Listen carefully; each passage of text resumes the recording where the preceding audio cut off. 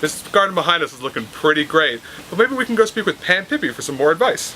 Pam Pippy is a local gardener and mom, and she will probably be able to teach us how to fit sustainable living into a hectic lifestyle.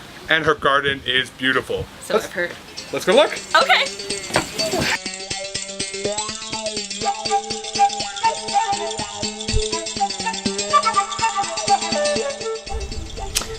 I think I came by it honestly through my grandmother and my father. My grandmother was a very avid gardener, and I remember in her garden in the country she used to plant over 25,000 bulbs every spring.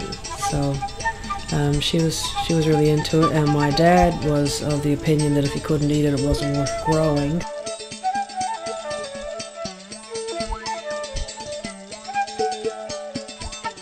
I've always composted ever since I've had a garden. We were always taught the value of compost and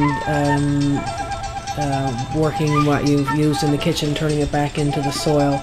So I think I've composted ever since I've had my first house way back in the 80s. Right now, with the size of the garden, we use what's called a triple bin compost system. So this is our triple bin compost system. Wow.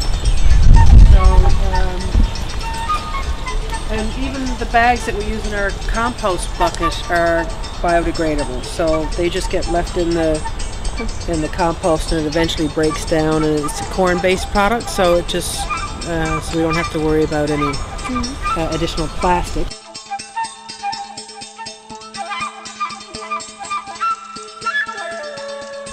I don't make time for it if I'm having a busy week. My garden is such that I can, obviously in the spring it takes a lot of work getting it up and running and unwrapping plants that need to be protected for the winter, trimming things, picking up debris and that kind of thing. It's a lot of work putting the garden to bed in the fall, and then a couple of sort of big weeding frenzies throughout the summer, but other than that, it looks after itself.